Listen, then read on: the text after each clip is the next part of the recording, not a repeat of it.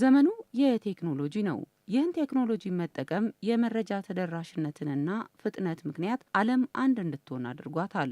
ይህ ብቻ ሳይሆን የመተግበሪያ መንገዶችም በየጊዜው ሲቀያየሩና ሲለዋወጡ እንመለከታለን።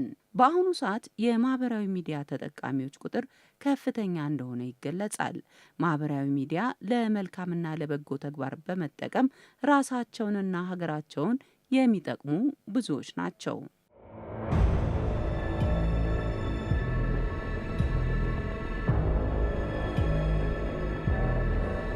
ማህበራዊ ሚዲያ ለተቸገሩና ሕክምና ያለባቸውን ሰዎች በቅርብ ተደራሽ እንዲሆን ያደረገ ሲሆን የስራ ዕድልን ከመፍጠር በዘለለ ስራ አጥ የሆኑ ሰዎች የስራ አቅጣጫንና እውቀትን እንዲያገኙ በር ከፍቶላቸዋል። ለመልካም ነገር ማህበራዊ ሚዲያዎችን በመጠቀም ትውልድን በመቅረጽና ሀገር ተረካቢ ትውልድን እያፈሩ ያሉ አያሌዎች ናቸው። ፌስቡክ አካውንት፣ ዋትስአፕ፣ ቴሌግራም፣ ቲክቶክ እነዚህ በሀገራችን ካላት የእድገት ደረጃ ጋር ተያይዞ ህብረተሰቡ የሚጠቀምበት አንዳንዴም ለጥሩም ነገር አለ፣ ለመጥፎ ነገር የሚጠቀመው። ከጥሩ ነገር ስንነሳ አሁን ሀገራችን ካለች ቴክኖሎጂ ጋር ተያይዞ ለእድገት ከእድገትም አንጻር ሰዎች በቅርብ ሆኖ ተገናኝቶ ንግዶችን ለማቀላጠፍ እንዲያመቻቸው የሚያደርጉት ነገር አለ። ለጥሩ ነገሮች የምንጠቀመው ነገር እንዳለ ሆኖ ወደ መጥፎ ነገሮች ላይ የሚጠቀሙም እንዳለ ነው። ማህበራዊ ሚዲያም አጠቃቀማችን የኛ አጠቃቀማችን የሚወስነው እንጂ የተራበም ማብላት እንችልበታለን፣ የተጠማ ማጠጣት እንችልበታለን፣ እንክርዳዱን ከእህል መለየት እንችልበታለን። ወደ ማህበራዊ ሚዲያ ዋና ያስገባኝ ምክንያት ለበጎ አድራጎት ብዬ ነው። ደሞም ጠቅሞኛል። ማህበራዊ ሚዲያ ላይ እንግዲህ የተራበ ከ1000 ሰው በላይ ያፈላንበት ነው። በየሳምንቱ አሁን በፊት በየወሩ ምናምን ነበር እቅዳችን። አሁን በየሳምንቱም በየ15 ቀኑም ቤት እያደስንበት ነው። እንደዚሁም ደግሞ በየሳምንቱ ብዙዎቹን ልብስ የሌላቸውን ሰዎች ገላቸውን እንዲታጠቡ አድርገን ልብስ እያለበስንበት ነው። ይህ ሁሉ የሆነው በማህበራዊ ሚዲያ አጠቃቀም ነው። ማህበራዊ ሚዲያ እንግዲህ በጣም ብዙ እድሎችን ይዞ የመጣ ነው። ኔትወርክ በማድረግ ያው እንደሚታወቀው አንደኛ እንግዲህ ሰዎች እውቀት ክህሎት ኖሯቸው ያንን ነገር ሞኒታይዝ ለማድረግ ወሳኙ ነገር ከሰዎች ጋር ኔትወርክ ማድረግ፣ ሊቀጥሯቸው ያንን ሙያና እውቀት ተጠቅመው ገንዘብ ሊያገኙ የሚችሉበትን እድል የሚፈጥሩላቸውን ሰዎች ማግኘት ነው ያው እንደሚታወቀው። እና ብዙ ሰዎችን ቀጣሪዎች ደግሞ ሰራተኞችን የሚያገኙበት ከተጠቀምሽበት በትክክለኛው መንገድ በጣም ጥሩ የፕሮሞሽናል ስራዎችን መስራት፣ አዳዲስ የስራ እድሎችን የምታገኝበት፣ የተለያዩ ወዳጆችንም የምታፈሪበት ነው። ማህበራዊ ሚዲያ ለመልካም ነገር እንደሚጠቀሙት ሁሉ የተለያዩ ለወንጀል ተግባር የሚጠቀሙበት እንዳሉ በቅርበት እየሰማን እንገኛለን። ለዚህ ማሳያ በቲክቶክ ተዋውቀው ሰብአዊነት ተሰምቶት በማህበራዊ ሚዲያ የደረሰባትን ችግር ስትነግረው ለመርዳትና ለመተባበር ባደረገው ጥረት ወንጀል እንደተፈጸመበት የግል ተበዳይ ዳዊት ወልደ ዮሐንስ ከአዲስ ፖሊስ ጋር በነበረው ቆይታ እንዲህ ነግሮናል። ከሌሊቱ 6 ሰዓት 7 ሰዓት አካባቢ ጸሎት ጸልዬ እንደጨረስኩኝ አንዳንዴ ቲክቶክ ላይ ቼክ አደርጋለሁና ጥሩ መንፈሳዊ ነገር ሰላማዊ ንግግር ያለበት ላይ እገባለሁ። በተለይ ወንጌል የሚሰበክበትና በመሃል እኔ ገስት ላይ ማዳመጥ ጀመርኩ። ትንሽ አዳምጥና ወጣና መልሼ ተኛለሁ። ከዛ በዚህ መሃል እኔ ገና ገስት ሳስገባ አንዳንድ ነገሮችን እንድታግዙ ይፈልጋለሁ፣ እንድትረዱ ይፈልጋለሁ። የጸሎት ነገር ነው የምፈልገው እና እባካችሁ አስገቡኝ። እኔ ጋም ትልክና አንተ ቶሎ እንደመጣ አስገቡህ እባክህ ለምንልኝ አለች። ገባች። በመሃል ማን ነው ስምሽ? ቤት ይባላለሁ፣ ቤቴለም ይባላለሁ አለች። ተናገረች ላይቭ ላይ እንደዚህ ባለቤቴ በኮቪድ ምክንያት ነው የሞተው። አምባሳደር ነበረ፣ ምኖረው ባህሪን ነው። አሁን ግን ያለሁት አቡዳቢ ነው። አቡዳቢ ነው ያለሽው? አዎ። እና ምን ተቸገርሽ? ጸሎት እፈልጋለሁ። ከዛ ዲቦራ የምትባለው ጸለየችለት። ከዛ በዚህ ውስጥ እኔ ጋር ቴክስት አደረገች። እግዚአብሔር ይስጥልኝ፣ አመሰግናለሁ፣ በጣም ምስክርነትህ ልብ ይነካል። በቃ በደካማ ጎን ገባች። ዋትስአፕ ቁጥር ልላክልህ፣ አንድ ዘመድ ያለች ዶክተር፣ ያ እንደምታቀል እዚህ ሀገር ላይ በጣም እንደዚህ እንታወቅ ነበረ። የታዋቂ ሰዎች ስም እዚህ ሀገር ትልልቅ ሆቴል ምናምን ያላቸው ሰዎች ፎቶ ምናምን መላክ ጀመረ። አንድ ቤተሰብ የሆነች አለች ዶክተር አዜብ ትባላለች። እሷን ብትተዋወቃት ፈቃደኛ ነው ያለች። ምን ችግር አለ? አንቺንም ተዋወቀን አይደል? ምን ችግር አለ ብዬ በግልጽ ይሄንን ጉዳይ ነገርኳት። በኋላ ላይ ከኔ ጋር መጻጻፍ ጀመረች። ከዛ ዶክተር አዜብ እባላለሁ እንተዋወቅ፣ ቤቲ ሰታይ ነው። እግዚአብሔር ይባርካችሁ። በጣም የምታደርጉት ነገር በጣም ደስ ይላል። ቤቲ ስቃ አታውቅም ነበረ።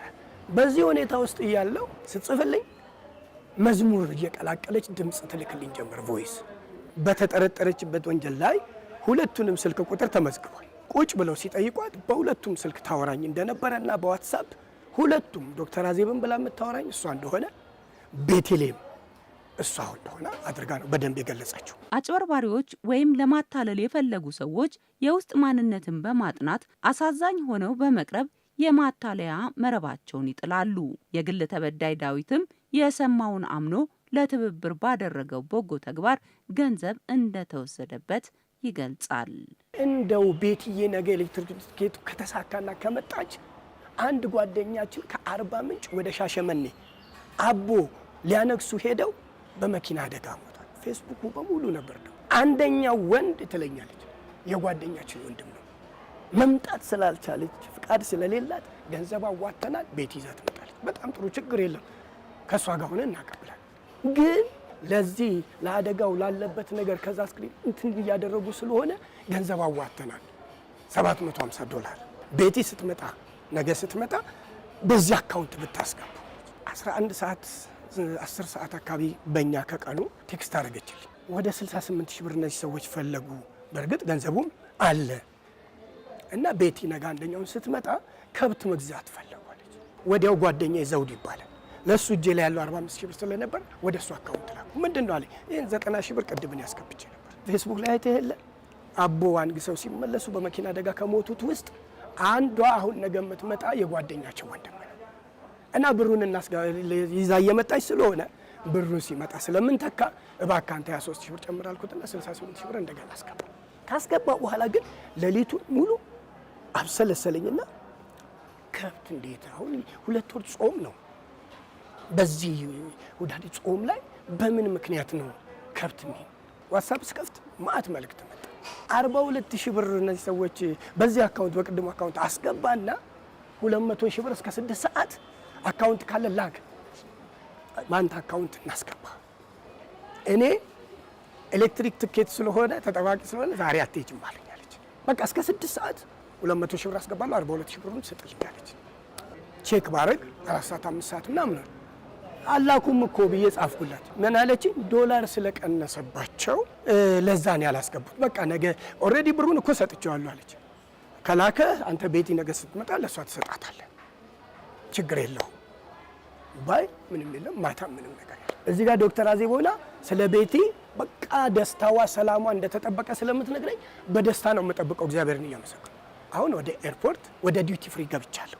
ከዛ ምን አለች መጨረሻ ላይ እንደው ጄቱርና ቪትስ አለን እዛ ደብረ ዘይት ጄቱሩ ሰርቪስ ተደርጎ ምን ብሎ ወደ 23 ሺህ ብር አውጥቷል አለ ልጁ እና ያችን ብር አሁን ብታቀብለው ጄቱርን ይዞ አይ መኪናኛ የእህቴ ባላለ እንቀበልሽና ከዛ በኋላ አንቺ ወደምታርፍ ምንም ችግር የለም በቃ እኔ ነገ ከአካውንት አስገባለሁ ብዬ ነበር ካልተቻለ ችግር የለም አለች። ይሄን ደግሞ ያለችው ማለት ቤቲ እስከ 200 ሺህ ብር ድረስ ሀሳብ ያቀረበችው አዜብ ነበረች።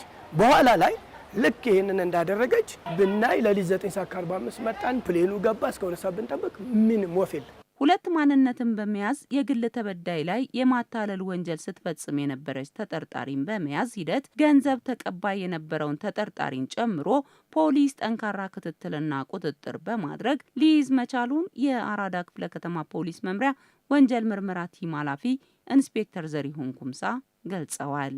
የግል ተበዳዩ መጥቶ እንዳመለከተ ያደረግነው ምንድነው ቡድን ማዋቀር ነው።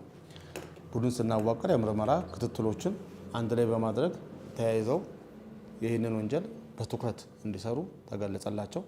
ያ ከተገለጸላቸው በኋላ የግል ተበዳይም ከአዲስ አበባ ፖሊስ ካሉ ክትትሎች ጋር በማቀናጀት የግል ተበዳይ ተጠቀምባቸዋል የተባሉ ፌስቡክ አካውንቶችን ከቴሌ በመጠየቅ ከንግድ ባንክ ይህን ደብዳቤ ጠይቀን ስንጠይቅ ሙሉ አድራሻ ነው የሌላኛው ተጠርጣሪ የተሰጠን።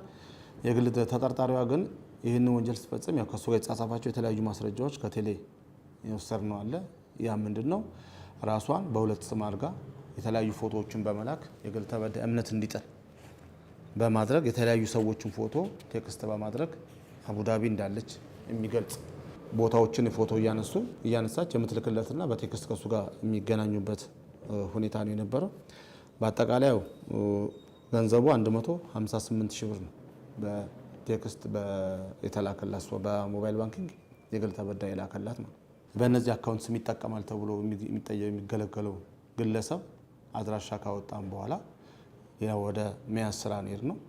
መያዝ ስራ ከሄድን በኋላ አንድ ተጠርጣሪ እሷ የራሱ አካውንት እንደታገደባት ገልጻለት ወደ ሌላ ሰው አካውንት እንዲገባ ነው ያደረገችው። የዛ የገባለት ልጅ አካውንት አድራሻው መኖሪያ አድራሻው ድረስ ሄዶ በክትትሎች ሲያዝ የግል ተጠርጣሪዋንም እዛው ባለበት ሁኔታ ጠቁሞ ተይዛ ወደ ጣቢያችን መጥቶ በምርመራ እያጣራን የምንገኝ መሆኑን ሕግ ነክ የሆኑ ሀሳቦችን በማህበራዊ ሚዲያ ህብረተሰቡን በማስተማርና ግንዛቤ በመስጠት የምትታወቀው የህግ አማካሪና ጠበቃ ሰብለ አሰፋና በበጎ ስራው የሚታወቀው ዘካሪያስ ኪሮስን እናገኛለን። ዘካሪያስን ስናነሳ እማማ ዝናሽን እናስታውሳለን። ሰዎችን እየደገፉና እየረዱ የሚገኙ ማህበራዊ ሚዲያን ለጥሩ ከተጠቀሙበት ጠንካራ ሶሻል ሚዲያ ተጠቃሚ መካከል ናቸው። በተቃራኒው ደግሞ ማህበራዊ ሚዲያ ዘርፈ ብዙ ጥቅም እንዳለው ሁሉ በአግባቡና በተገቢው መንገድ ካልተጠቀምንበት የሚያስከትለው ጉዳትም ከፍተኛ መሆኑን ይናገራሉ። በጣም በርካታ ወንጀሎች በሶሻል ሚዲያው አማካኝነት ይፈጸማሉ። ግልጽ የሆነ የማታለል ወንጀሎች ይፈጸሙበታል ሶሻል ሚዲያ ላይ። ለምሳሌ ፌስቡክ፣ ቲክቶክን ብትወስጂ ሰዎች በፌስቡክ አሁን እኔ ልክ በጣም የምታውቂው ለረጅም ጊዜ የምታውቂው ሰው ገንዘብ ቸግሮኛል ምናምን ብሎ ይልክልሻል። ቴክስቱን ያንን አምነሽ አንዳንዴም ደግሞ ለእርዳታ አላማ ነው ተብሎ ገንዘብ ትጠየቂያለሽ። ከላክሽ በኋላ ግን ያ ገንዘብ ለታለመለት አላማ የማይውልበት ሁኔታ አለ።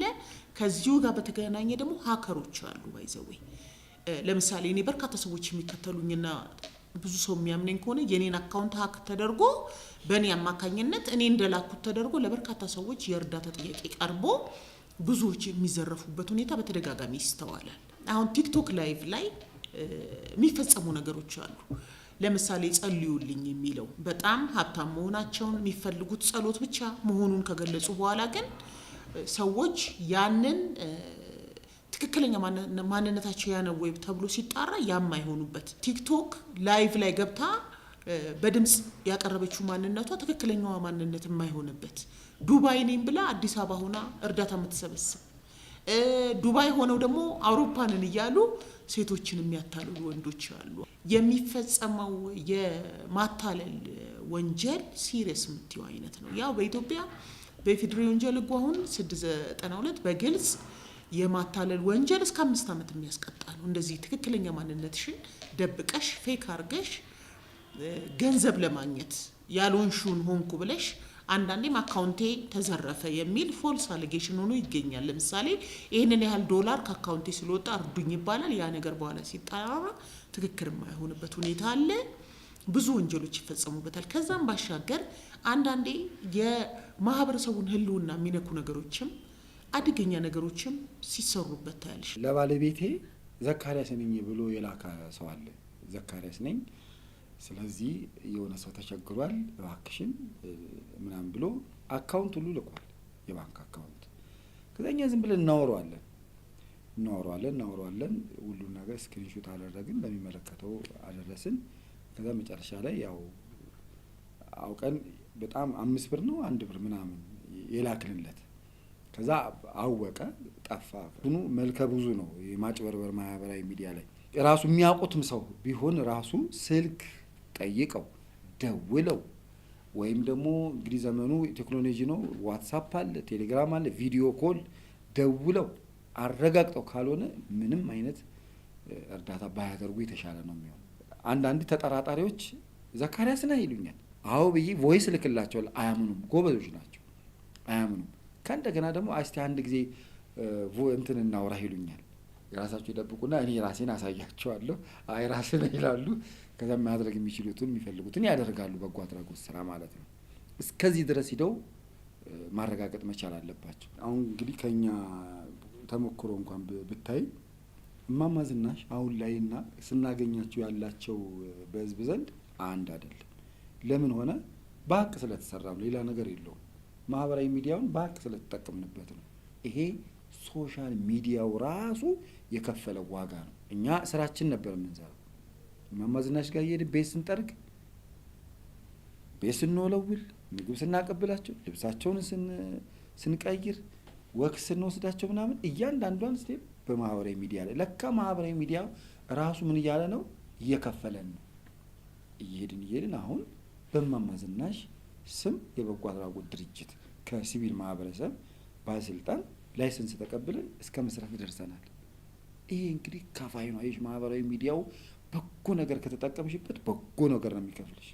መጥፎ ነገር ከተጠቀምንበት መጥፎ ነገር ነው። ወንጀል ፈጻሚዎች የተለያዩ ጊዜያትንና ሁኔታን በመምረጥ የተለያዩ የማታለያ ዘዴዎችን በመጠቀም በህብረተሰቡ ላይ ደካማ ጎኖችን በማጥናት እምነት እንድናሳድር በማድረግ የሚፈልጉትን ወንጀል ይፈጽማሉ።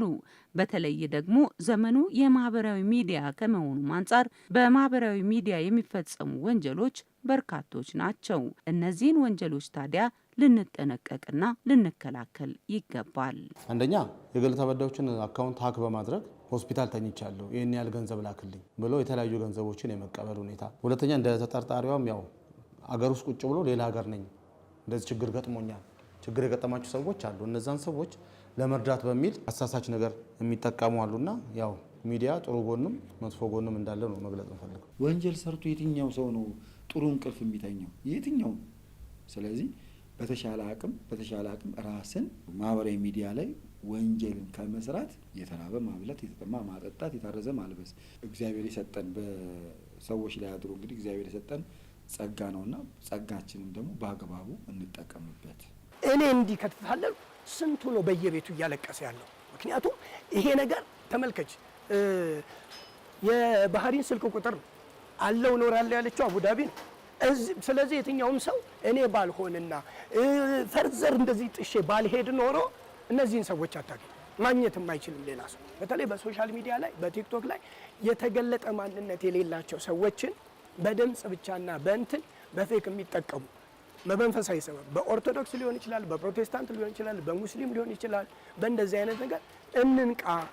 ያው እኔ እንደ ማስተማሪያ በኔ ቃለ ማለት ያህል ነው። ቁልፉ ያለው ማህበረሰቡ ጋር ነው።